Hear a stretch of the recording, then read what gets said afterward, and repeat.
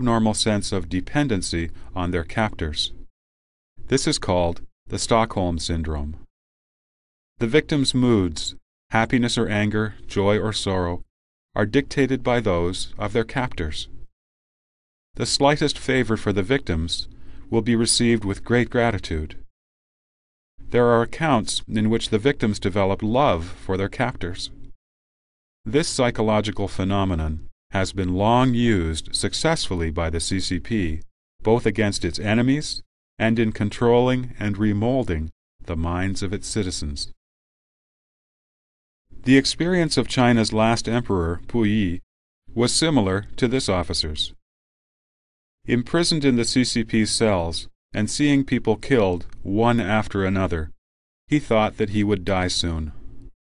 In order to live, he allowed himself to be brainwashed and cooperated with the prison guards. Later, he wrote an autobiography called The First Half of My Life, which was used by the CCP as a successful example of ideological remolding.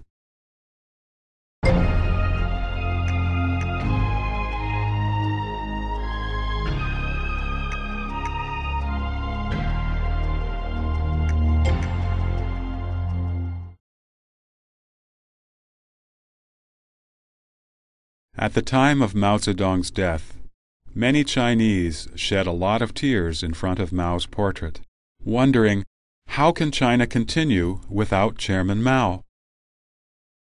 Ironically, 20 years later, now that the Communist Party has lost the legitimacy to rule the country, the CCP has spread a new round of propaganda, trying to make the people again worry. What would China do without the Communist Party? In reality, the CCP's all-pervasive political control has so deeply branded the current Chinese culture and the Chinese mindsets that even the criteria with which the Chinese people judge the CCP have the mark of the CCP, or have even come from the CCP.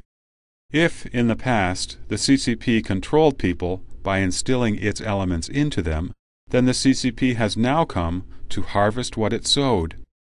Since the things instilled in people's minds have been digested and absorbed into their very cells, people think following CCP logic and put themselves in the CCP's shoes in judging right and wrong. Regarding the CCP massacre of student protesters on June 4, 1989, some people said, if I were Deng Xiaoping, I would have stopped the protest with tanks too. In the persecution of Falun Gong, some people are saying, if I were Jiang Zemin, I would eliminate Falun Gong too. About the ban on free speech, some people are saying, if I were the CCP, I would do the same. Truth and conscience have vanished, leaving only the CCP logic. This has been one of the vilest and most ruthless methods used by the CCP, true to its unscrupulous nature. As long as the moral toxins instilled by the CCP remain in people's minds, the CCP can continue to gain energy to sustain its sinful life. The question, what would China do without the CCP? This mode of thinking fits the CCP's aim of having people reason using party logic. The decades of CCP propaganda have trained people to think of the party as their mother. The omnipresent CCP politics have rendered people unable to even conceive of living without the CCP. Without Mao Zedong, China did not fall. Will China collapse without the CCP?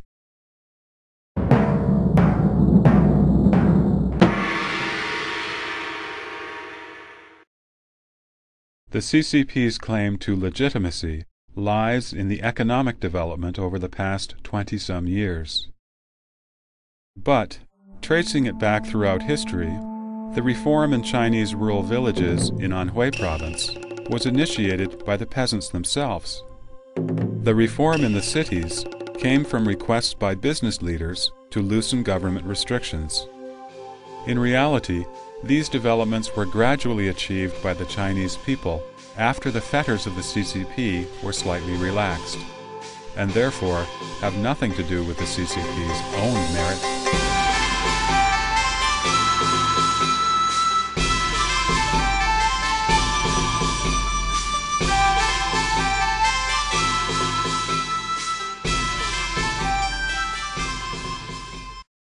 There are two supervisory systems in China.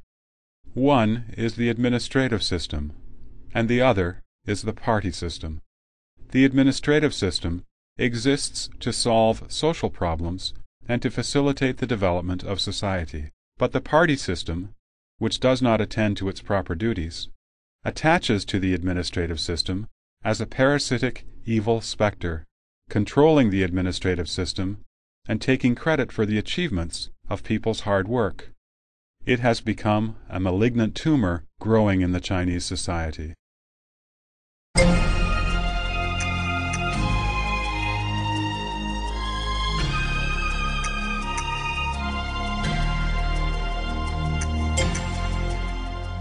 The CCP has, however, claimed this economic development as its own achievement, asking people to be grateful for it, as if none of these developments would have taken place without the CCP. We all know, though, that many non-communist countries achieved faster rates of economic growth a long time ago. The CCP attributes anything bad to reactionary forces and the ulterior motives of certain individuals, while crediting everything good to the party leadership. For example, the winners of Olympic gold medals are required to thank the party, and the party then congratulates itself as a great nation of sports. China suffered a great deal in the SARS epidemic, but the party mouthpiece, the People's Daily, reported that China defeated the virus by, quote, relying on the party's basic theory, basic line, basic principle, and basic experience, unquote. The launch of China's spaceship, Shenzhou 5, was accomplished with the help of professionals in science and technology, but the CCP used it as evidence to prove that only the CCP could lead the Chinese people to enter the ranks of the powerful countries in the world. As for China's hosting of the 2008 Olympic Games, what was in reality an olive branch given by Western countries to encourage China to improve its human rights, the CCP uses the Games to enhance its claims to legitimacy and to provide a pretext for suppressing the Chinese people. Even the wrongdoing that the CCP commits can be turned into something good to serve the party's purposes. In the early 1990s, for example, the selling of blood became popular in mainland China. The county and town governments made slogans such as, "If you want to be comparatively well off, just go sell your blood." Another was, "Selling blood is honorable." They contrived these slogans to encourage peasants to sell their blood. In the poor rural villages, sanitary conditions are very bad, and there is usually no medical examination prior to drawing the blood. As a result, many peasants have been infected with AIDS. In Henan province alone, hundreds of AIDS-infected villages have emerged, and about 1 million people have been infected with HIV. But the CCP has treated the spread of AIDS as a state secret and forbids investigation.